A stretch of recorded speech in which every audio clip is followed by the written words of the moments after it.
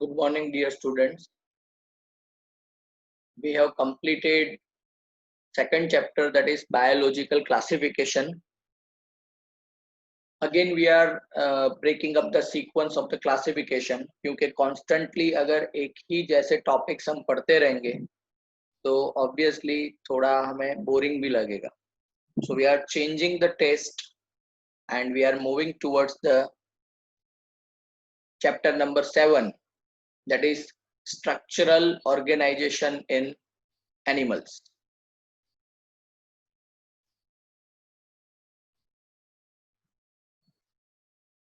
Fine. So structural organization in animals में actually what we are going to learn. तो एक कोई animal है, whether it is lower phylum organism animal or higher phylum animal, लेकिन सभी में कुछ ना कुछ structural organization रहता है.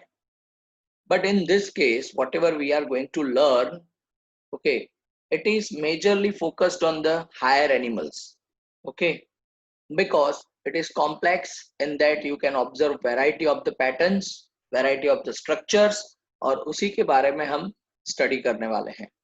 तो स्ट्रक्चरल ऑर्गेनाइजेशन जो है किसी भी एनिमल का, उसमें दो तरह की बातें हो सकती है.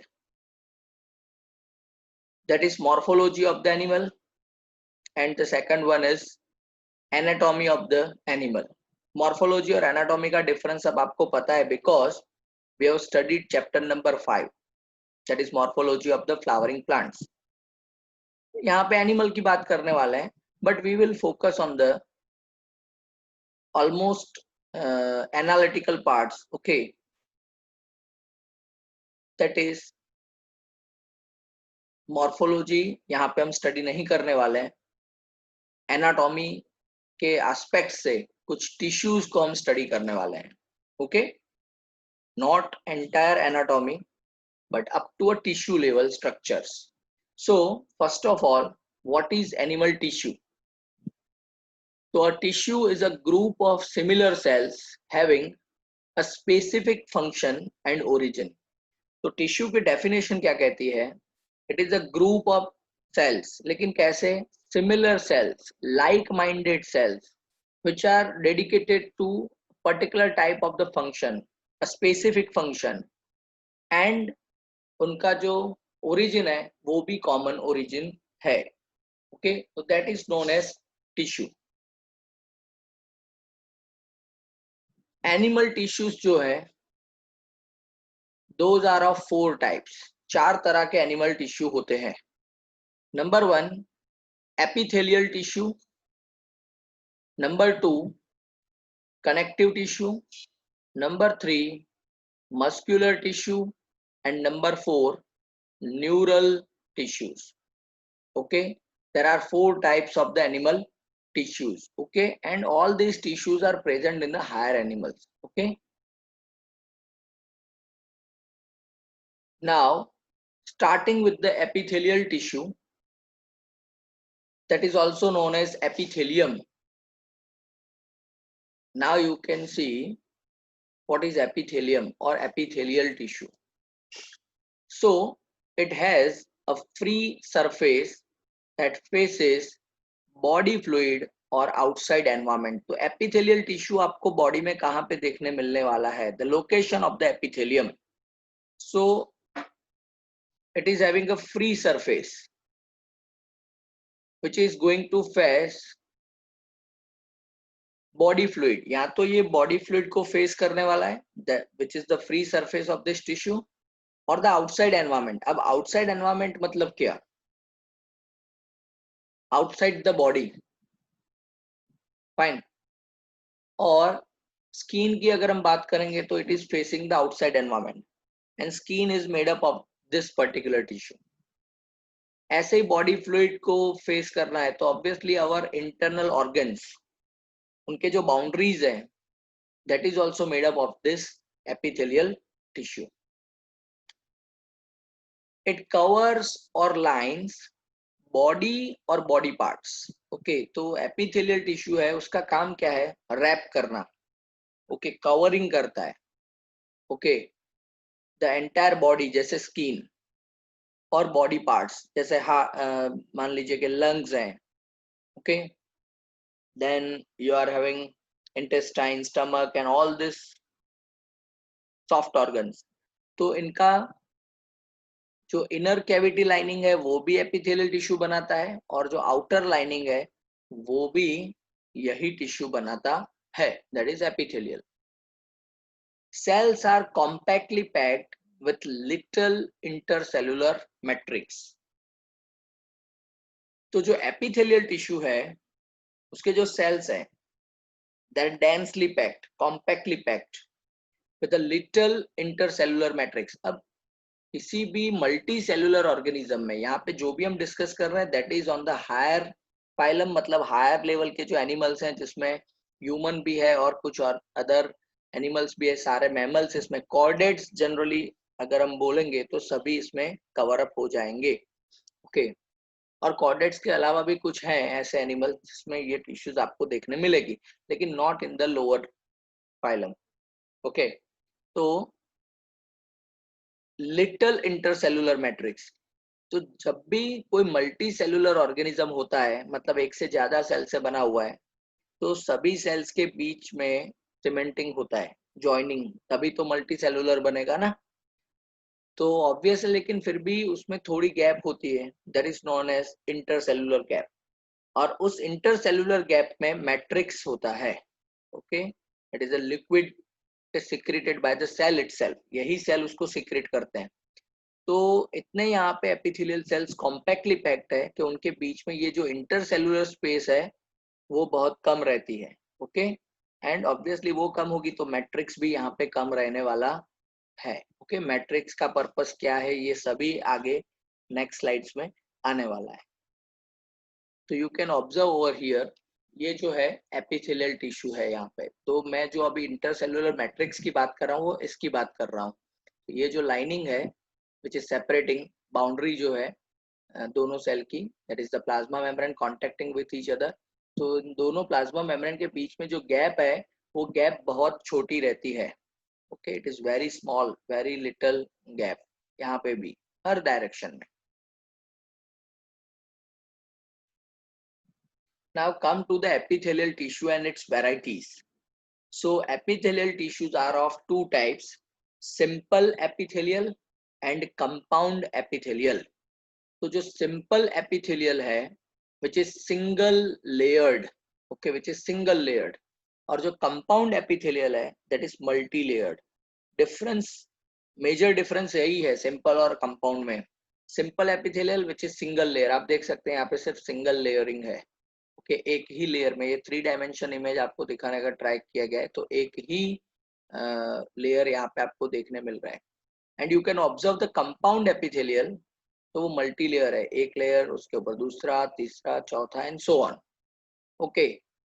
फिर भी सिंपल और कंपाउंड जो है इनका स्ट्रक्चरल डिफरेंस तो यही है, लेकिन बिकॉज ऑफ दिस कैरेक्टर उनका लोकेशन भी बदल जाता है, उनके फंक्शंस भी बदल जाते हैं, ओके। तो यहाँ पे इस चैप्टर में हमें वो भी पढ़ना है। Now starting with the simple epithelium. Simple epithelium is composed of single layer of the cells.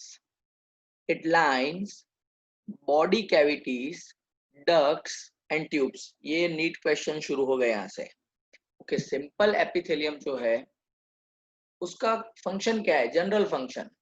तो the general function of the simple epithelium is to line or to cover up the body cavities, ducts and tubes, okay. तो वहां पे आपको simple epithelium देखने मिलेगा, exocrine, endocrine, okay. वहां पे lining बनाने का काम, बॉडी के जो ऑर्गन्स हैं, सॉफ्ट ऑर्गन्स, उनकी जो कैविटी है उसको लाइन करने का काम, मतलब स्टमक है, स्टमक का अंदर का जो सरफेस है उस वहां पे सरफेसिंग करने का काम, ट्यूब्स हैं बॉडी में, ओके, ट्यूबुलर स्ट्रक्चर्स है फॉर ट्रांसपोर्टेशन, तो उनको लाइन करने का काम, मतलब उनकी सरफेसिंग करने का काम, that is the function of the simple epithelium. Based on the structural modification of the cells, simple epithelium is of 3 types. अभी आप देखिए टाइप्स में से टाइप्स और उसके भी सब टाइप्स, ये बनता जा रहा है। ये चैप्टर अगर आप चाहो तो 2 पेज में खत्म कर सकते हैं, आपके नोट्स 2 पेज में कंपाइल कर सकते हैं। तो आपको क्या करना है, जो भी अभी स्टडी कर रहे हैं उसको फ्लो चार्ट फॉर्मेट में लिखिए। जैसे यहाँ पे है एपिथेलियम, फिर एपिथेलियम के 2 part, simple and compound. Simple के नीचे स्क्वेमस, क्यूबोइडल एंड कॉलमनर, ऐसे। जहाँ पे सिंपल लिखा है वहां पे उसके साइड में सिंपल के कैरेक्टर्स लिख दो, स्क्वेमस लिखा है उसके नीचे स्क्वेमस के कैरेक्टर और कहाँ पे होता है वो लिख दो। ऐसे ही फॉर क्यूबोइडल, ऐसे ही for columnar. Come to the compound epithelium, उनके जो टाइप्स हैं, पहले कंपाउंड के कैरेक्टर उसके बाजू में लिख दो, और कंपाउंड के जो टाइप्स हैं वहां पे कंपाउंड के बारे में आप लिख सकते, उन टाइप्स के कैरेक्टर के बारे में लिख सकते हैं। तो हो गया ये आपका एपिथेलियल टिश्यू। और अगर आप चाहो तो वहां पे ड्रॉ कर सकते हो ये डायग्राम्स भी, उसी लोकेशंस पे बहुत छोटे डायग्राम आप बना के वहां पे रख सकते हैं। So that within 2-3 pages पूरा चैप्टर आपका फ्लो चार्ट फॉर्मेट में होगा। No need to mug up. Okay, biology अगर पढ़ना है तो मगिंग अप बंद कर देना पड़ेगा। ओके, मतलब मगिंग नहीं करना है, आपको समझना है। Okay, so based on the structural modifications of the cells, simple epithelium is of 3 types. कौन कौन से 3 टाइप्स हैं, यहाँ पे तीनों आपको दिखाए हैं। Squamous epithelium, cuboidal epithelium and columnar epithelium. अगर आप नहीं भी पढ़े हैं अभी तक तीनों एपिथेलियम, लेकिन इनके इमेजेस देख के आप एटलीस्ट 2 को आइडेंटिफाई कर देंगे तो तीसरा ऑटोमेटिक मिल जाएगा। क्यूबोइडल मतलब क्यूब शेप का, तो यहाँ पे क्यूब शेप तीनों में से कौन सा है, तो this one is the cube shape. आप देखिए सभी डायमेंशन में इक्वल है। ओके, कॉलमनर, कॉलम्स मतलब लेंथ बड़ी होने वाली है, तो ये कॉलमनर एपिथेलियम जिसकी लेंथ बड़ी है। अब तीसरा जो नाम से आपको पता नहीं चला, स्क्वेमस, तो स्क्वेमस एपिथेलियम ये रहा। ओके, तो 3 तरह के एपिथेलियम आपके सामने यहाँ पे है। One by one we are looking into the details of all the epithelium. सबसे पहले squamous epithelium. So in case of the squamous epithelium, thin layer of the flattened cells are there with irregular boundaries. तो squamous epithelium आपको कैसा दिखने वाला है? So it is a thin layer. It is very thin layer of the flattened cells. Flat cells आपको देखने मिलेंगे, cuboidal जैसे नहीं, columnar जैसे लेंथ में बड़े हो ऐसे नहीं, लेकिन flat cells आपको देखने मिलेंगे। They found in the walls of the blood vessels and lung alveoli. Okay, तो कहाँ पे आपको फ्लैटेंड यानी कि स्क्वेमस एपिथेलियम देखने मिलेगा, तो ब्लड वेसल्स के जो वॉल्स हैं वहां पे, और एल्वियोली जो है लंग की वहां पे। ओके, वहां पे आपको फ्लैट एपिथेलियम देखने मिलेगा। डियर स्टूडेंट्स, ये एज सच ऐसे ही डिसाइड नहीं हुआ है, because each and every epithelium tissue has its own specific function, और उस फंक्शन के हिसाब से सबका लोकेशन भी फिक्स हुआ है, किसका कहाँ पे क्या रोल है। ओके, उसके हिसाब से अभी मैं आपको बताता हूँ उसका फंक्शन क्या है। So what is the function of the squamous epithelium, तो it form a diffusion boundary, तो डिफ्यूजन करवाने का काम है। अब ऑब्वियस है, आप सोचिए कॉलमनर एपिथेलियम अगर कहीं पे है, ओके, जैसे कि अभी मैं आपको ड्रॉ करके बताता हूँ यहाँ पे क्या होता अगर कॉलमनर ऐसे डिफ्यूजन बाउंड्रीज पे कॉलमनर एपिथेलियम होता, तो क्या होता। मान लीजिए ये कॉलमनर, मैं न्यूक्लियस नहीं ड्रॉ कर रहा हूँ, ये कॉलमनर एपिथेलियम है, उसके ठीक पास में ये जो है दैट इज क्यूबोइडल। ओके, और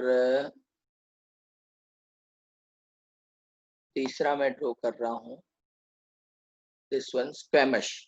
ये कॉलमनर है, ये जो दिख रहा है आपको दैट इज क्यूबोइडल, और ये देखिए जो है दैट इज स्क्वेमस एपिथेलियम। अब ये आप क्यों दिखा रहा हूं मैं आपको, तो जस्ट ऑब्जर्व दिस, सपोज ये जो है सेल का बाउंड्री डेवलप कर रहा है यहाँ पे। अभी अगर किसी मटेरियल को, ये this is the internal environment,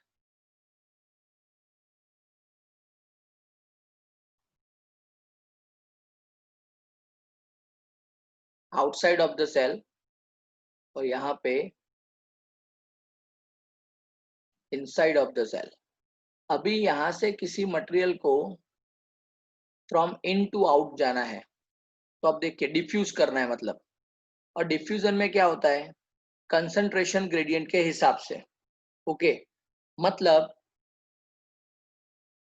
यहाँ पे कोई एनर्जी नहीं लगानी है, तो अगर इसको कॉलमनर को क्रॉस करना पड़ा तो क्या होगा, टाइम लगेगा।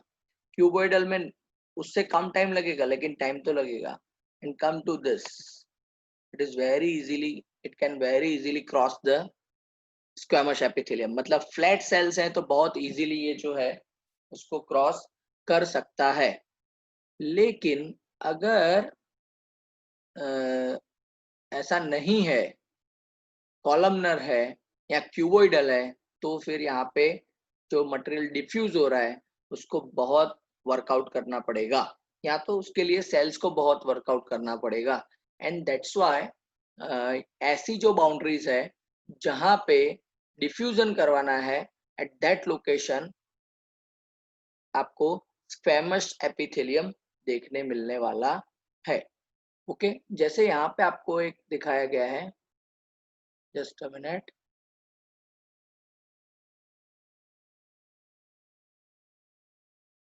ओके, जैसे यहाँ पे आपको लंग एल्वियोली का स्ट्रक्चर दिखाया, this is the alveoli of the lung.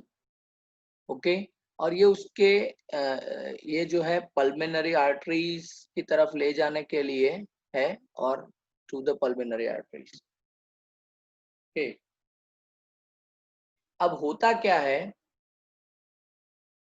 हमें पता है कि लंग्स में ऑक्सीजन और कार्बन डाइऑक्साइड का एक्सचेंज होता है ब्रीदिंग प्रोसेस में। ओके, तो लंग्स में एक्चुअली ये लोकेशन कौन सा है, इट इज एल्वियोली। अब अगर एल्वियोली की बाउंड्री आप देखिए, तो ये हमने जो एयर इनहेल की है वो आ रही है, द रेड एरोज। ओके, ये एयर जो हमने इनहेल की है वो अंदर आ रही है, और उसको जाना है ब्लड में। अगर यहाँ पे कॉलमनर होता epithelium, this is the surface of the alveoli, अगर यहाँ पे कॉलमनर एपिथेलियम होता, अगर क्यूबोइडल एपिथेलियम होता, तो oxygen can not diffuse easily to the this particular blood vessel. लेकिन क्यूबॉइडल भी नहीं है, कॉलमनर भी नहीं, स्क्वेमस है, थीन है, तो easily it can cross. In the same way, after metabolism CO2 बाहर निकलता है, वो भी इसी लोकेशन से निकलता है, तो ऑब्वियसली उसके लिए भी ये इजी रहने वाला है। So that's why in case of this type of the structures you can find on the diffusion boundaries flattened squamous epithelium. Now squamous epithelium का स्ट्रक्चर आपको कैसा लग रहा है, बोला है ना, flattened sales with irregular boundaries. तो बहुत याद रखने के लिए बहुत दिक्कत नहीं करनी है। बहुत लोगों के टेरेस पे आपने देखा होगा, टाइल्स के जो छोटे छोटे पीसीज हैं, उसका लेयरिंग किया गया है। अब वो थीन भी है, फ्लैट भी है, और वो छोटे छोटे पीसीज जो है वो एक पर्टिकुलर फैशन में कट नहीं किए गए होते हैं। ओके, वो सभी के सभी इरेगुलर फैशन में कट किए गए हैं। ओके, और टुकड़े जो होते हैं टाइल्स के वो इरेगुलर है, उनके मार्जिन या बाउंड्रीज इरेगुलर है। ओके, एंड दैट्स व्हाई आप उसको इमेजिन कर सकते हैं just like a this squamous epithelium. Okay, तो टेरेस के टाइल्स याद करना है तो याद आ जाएगा squamous epithelium. Fine, moving ahead,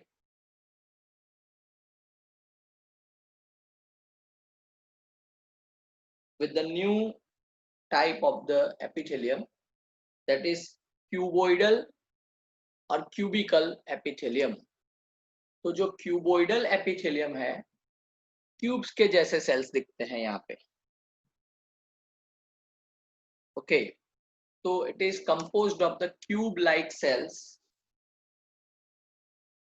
It found in ducts of the glands and tubular parts of the nephrons. Okay, तो glands के जो ducts है वहां पे आपको देखने मिलेंगे, as well as जो nephron है किडनी के, okay, the filtration units of the kidney, that is called nephron. Okay, उनके जो tubular parts है वहां पे आपको ये एपिथेलियम देखने मिलेंगे.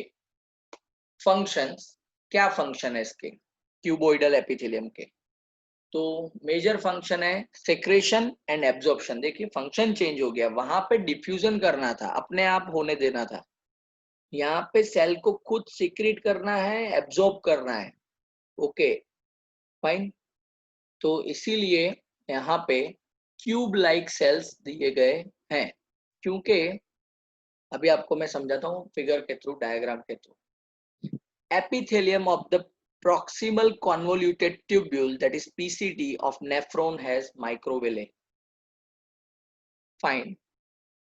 तो वो भी मैं आपको बताता हूँ. Just a minute. You can see over here. यहाँ पे जो ऐसा आपको ये स्ट्रक्चर दिख रहा है, don't confuse, don't get worry about this. ये जो स्ट्रक्चर दिख रहा है इसको आप पूरा डिटेल में पढ़ने वाला है in the human physiology part. Okay, तब ये आपको बहुत इजी लगेगा. लेकिन यहाँ पे सिर्फ समझाने के लिए आपको ये डायग्राम दिखाया गया है. It is of the nephron, okay, in the kidney.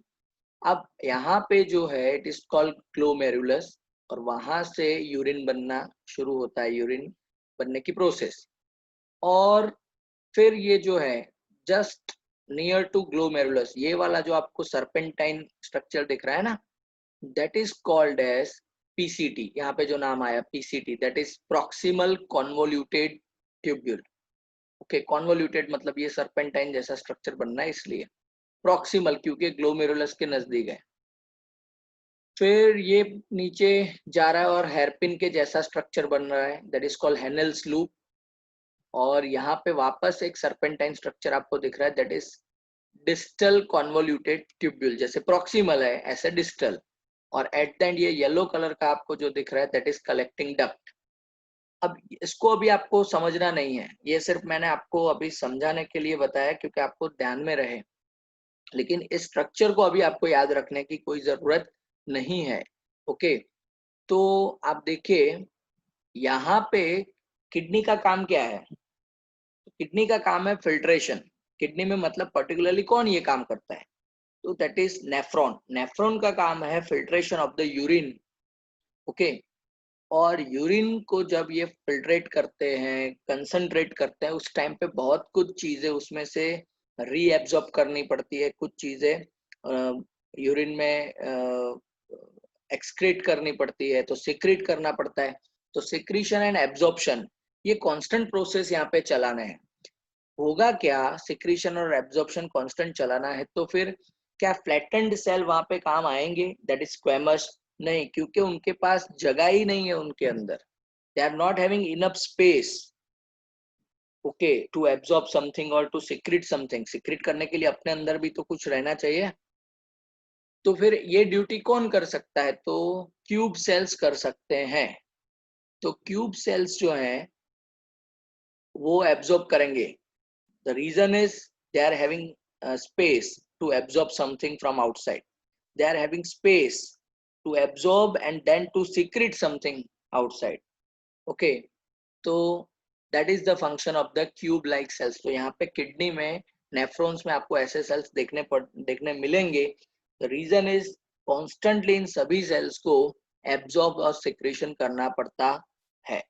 तो यहाँ पे आपको भले ही लाइनिंग ही है ये, लेकिन स्क्वैमस नहीं देखने मिलेगा. अगर सिर्फ क्रॉस करवा देना था मटेरियल तो स्क्वैमस चलता, लेकिन क्रॉस नहीं करवाना है, इसको एब्जॉर्ब करना है, सेक्रेट करना है, और इसीलिए इस तरह के सेल्स चाहिए. प्रॉक्सिमल कॉन्वोल्यूटेड ट्यूब्यूल PCT, ये नीट क्वेश्चन हो जाएगा. Okay, which epithelium of the nephron is having microvilli? तो प्रॉक्सिमल का, एनल्स लूप का, देन डिस्टल का या कलेक्टिंग डक्ट का. 4 ऑप्शन है, यहीं से बन रहे हैं. तो it is proximal convoluted tubule. आप देखिए यहाँ पे सेक्शन करके दिखाया है, ऑब्जर्व वेरी कीनली. ये प्रॉक्सिमल कॉन्वोल्यूटेड ट्यूब्यूल है जहाँ पे ये कर्सर अभी घूम रहा है। ओके, स्नेक लाइक स्ट्रक्चर, और उसमें यहाँ से सेक्शन लेके यहाँ पे उस सेक्शन को आपको दिखाया गया है। तो ये जो प्रॉक्सिमल कॉन्वोल्यूटेड ट्यूब्यूल है वहां पे उनका जो इनर सरफेस है, मतलब ल्यूमेन वाली साइड पे, वहां पे माइक्रोवेले आपको देखने मिलेंगे, फिंगर लाइक प्रोजेक्शन। आप देखिए इस स्ट्रक्चर को देखिए, इसको देखिए, इसको भी देखिए और इसको भी देखिए, सभी सेक्शंस हैं। लेकिन किसी भी सेक्शन में ऐसे हेयर लाइक प्रोजेक्शंस या फिंगर लाइक प्रोजेक्शंस आपको नहीं दिखेंगे। Better to use finger like projection, hair like हम नहीं बोलेंगे क्योंकि उसके लिए एक और अलग स्ट्रक्चर है।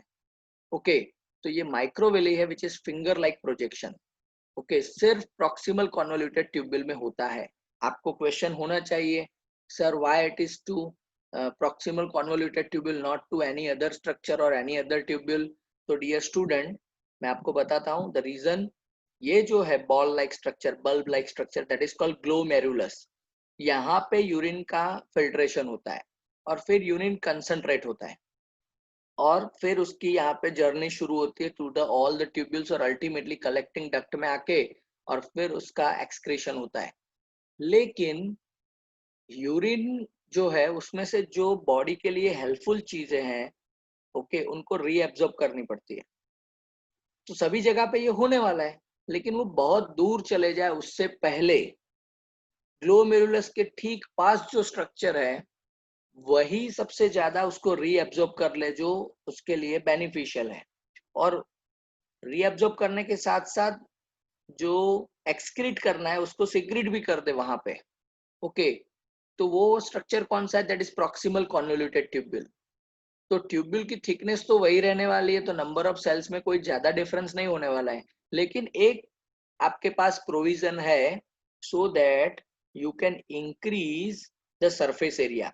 तो सभी सेल में फिंगर लाइक प्रोजेक्शंस लगा दीजिए, multiple multiple finger like projections.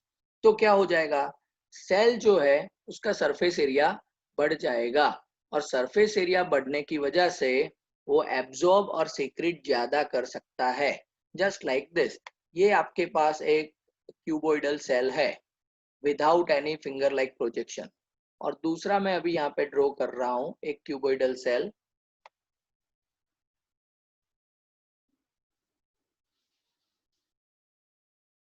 With finger like projection.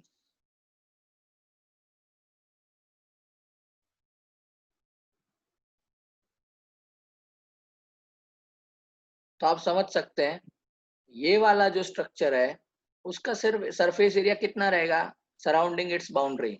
लेकिन ये वाला जो सेल है which is having this finger like projections which are called as microvilli, तो उनका सरफेस एरिया बढ़ गया, तो एक्टिव सरफेस बढ़ गई, तो ऑब्वियसली सिक्रेशन और एब्जॉर्प्शन में इसको बेनिफिट होने वाला है। Okay,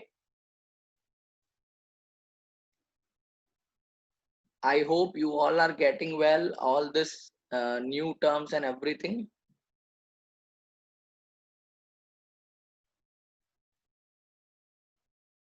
Come to the third type of the simple epithelium, which is columnar epithelium. अब जो columnar epithelium है, ओके, उसका पर्पस क्या है, वो कहाँ पे आपको देखने मिलेगा, ओके, उसके बारे में हम बात करते हैं। तो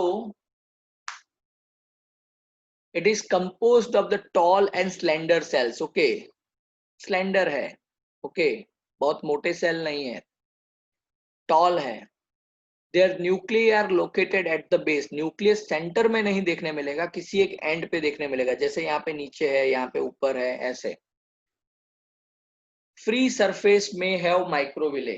ओके, तो इसका भी जो फ्री सरफेस है, it may have, it is not compulsory, लेकिन कुछ सरफेसेस पे जहां पे माइक्रोविले की रिक्वायरमेंट होगी वहां पे इसकी भी जो फ्री सरफेस है, ओके, उसके पास माइक्रोविले रहने वाला है।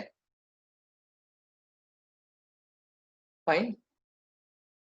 Found in the lining of the stomach and intestine. Okay, तो ये आपको कहाँ पे मिलेगा? In the lining of the stomach and intestine, वहां पे आपको कॉलमनर एपिथेलियम देखने मिलने वाला है। It found in the lining of the stomach and intestine.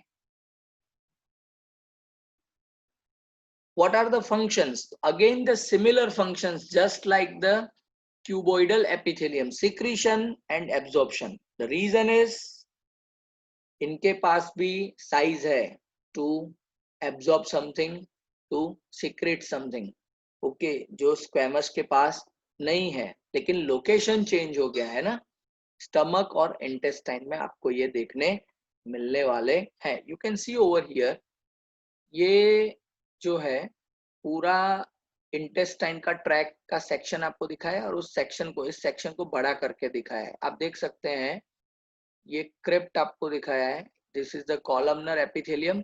और ये जो कॉलमनर एपिथेलियम है उसमें आप यहाँ पे देखिए, that is microvilli, finger like projection, it is a finger like projection. Okay, तो ऐसा आपको स्ट्रक्चर यहाँ पे देखने मिलने वाला है.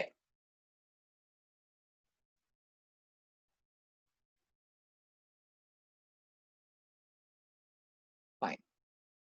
Now there are some modifications of the columnar और क्यूबोइडल सेल्स.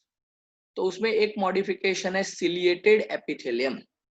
ओके, मैंने पहले ही बोला था आगे माइक्रोविले के लिए कि वहां पे हम हेयर लाइक वर्ड यूज नहीं करेंगे, बिकॉज यहाँ पे आएगा वो. तो सिलिएटेड एपिथेलियम, तो सिलिएटेड एपिथेलियम में the cells bear cilia on their free surface. Okay, तो ये कॉलमनर एपिथेलियम आप देख सकते हैं, और उसके सरफेस पे जो है हेयर लाइक प्रोजेक्शंस आपको दिख रहे हैं. These are known as cilia. Okay, fine. है तो कॉलमनर एपिथेलियम, लेकिन उसके ऊपर आपको हेयर लाइक प्रोजेक्शंस देखने मिल रहे हैं. कहाँ पे ऐसे कॉलमनर सेल्स आपको देखने मिलेंगे? तो they are present in the inner surface of hollow organs like bronchioles and fallopian tubes. तो ये जो है सिलिएटेड एपिथेलियम, वो आपको कहाँ पे सरफेसिंग करते हुए देखने मिलेंगे? तो एक तो है ब्रोंकियोल्स. तो हमारी जो ये रेस्पिरेटरी सिस्टम है उसमें ऑब्वियसली ब्रोंक्यूल्स है, ब्रोंकाई है, राइट. तो ब्रोंक्यूल्स के सरफेस पे आप देख सकते हैं, वन बाय वन दोनों के लिए बात करेंगे, ब्रोंक्यूल्स एंड फैलोपियन ट्यूब, ताकि आपको पता भी चले ऐसा क्यों है. ओके, सिर्फ पढ़ना नहीं है, बट साइंस के स्टूडेंट के लिए why it is the most important question. तो अब देख सकते हैं ये cilia which is a hair like projections. Okay, ये जो हेयर लाइक प्रोजेक्शंस है वो कैसे काम करते हैं ब्रोंक्यूल्स में? तो जैसे हम ब्रीथ करते हैं, तो ब्रीदिंग में सिर्फ क्या ऑक्सीजन जाता है क्या? क्या एयर जाती है ओनली?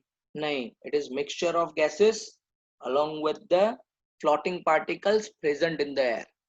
तो सीलिया का काम क्या है? दो काम करते हैं इन द ब्रोंक्यूल्स. एक तो ऐसे जो फ्लोटिंग पार्टिकल्स होते हैं एयर में, ओके, उसको वो ट्रैप करने का काम करते हैं. ओके, और रिवर्स मूवमेंट करके बाहर भेजने तक का काम करते हैं. दूसरा जो है यहाँ पे दिस पर्टिकुलर ब्रोंक्यूल्स में, ये सीलिया का काम, कभी कभी एयर के साथ माइक्रो ऑर्गेनिजम्स भी होते हैं, कंटामिनेटेड एयर, तो माइक्रो ऑर्गेनिज्म को भी ट्रैप करने का काम ये करते हैं. ओके, तो यहाँ पे आप देख सकते हैं this is the reproductive system of the female, human female. Okay, और उसमें fallopian tubes, this entire structure is known as fallopian tube. Okay, अब ये जो फैलोपियन ट्यूब है ये पूरा आप 12th में पढ़ने वाला है इन डिटेल, लेकिन यहाँ पे मैं सिर्फ आपको बता रहा हूँ why there is a requirement of the cilia in Fallopian tube. तो हमें पता है एग कहाँ पे प्रोड्यूस होता है? ओवरी में. सपोज ये अभी जो कर्सर है दैट इज एग. अब ये ओवरी जो है एग को रिलीज कर रही है into this. Okay, fallopian tube के जो उसका जो ओपनिंग है वहां पे उसको ये रिलीज कर रहा है. अब फर्टिलाइजेशन कहाँ पे होता है? तो फर्टिलाइजेशन जब यहाँ पे जहाँ पे मैं कर्सर रख रहा हूँ, एक्चुअली फर्टिलाइजेशन इस लोकेशन पे होता है. मतलब during the sexual reproduction sperms जो है उनको यहाँ तक पहुंचना है.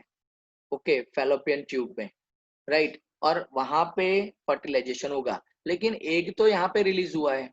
ओके, तो फिर एग को यहाँ तक पहुंचना पड़ेगा और सामने स्पर्म को भी यहाँ तक पहुंचना पड़ेगा. तो जो पूरी फैलोपियन ट्यूब है उसमें ये सिलिया वाले कॉलमनर एपिथेलियम रहते हैं. वो क्या करते हैं, एग को यहाँ से उठाते हैं और यहाँ तक लेके आते हैं। अब उठाते हैं मतलब क्या, तो जो सीलिया है वो कॉन्स्टेंटली मूव करता रहता है और वो एग को आगे धक्का मारने का काम करेगा और तब जाके एग यहाँ तक पहुंचने वाला है। ऐसा ही स्पर्म के पास तो मोटिलिटी के लिए फ्लेजेला है, तो वो तो पहुंच जाएगा, फ्लेजेला जैसा टेल है तो वो तो पहुंच जाएगा, लेकिन उसको भी हेल्प करते हैं। फिर बाद में यहाँ पे फर्टिलाइजेशन हो रहा है। अब ये हो गया फर्टिलाइज्ड एग। फर्टिलाइज्ड एग को आपको यहाँ पे लेके आना है for implantation into the uterus. तो जहाँ पे अभी कर्सर है वो लोकेशन, तो एग को यहाँ से लेके यहाँ तक पहुंचाने के लिए, क्योंकि यहाँ से तो स्लिप करके वो यहाँ पे आके अटैच हो जाएगा सरफेस पे यूटेरस में, लेकिन ये पूरी जो जर्नी है ये सिलिया के बिना पॉसिबल नहीं है। See the nature, okay, nature कितना सोच रहा है, okay, it is having ultimate brain you can say. Fine.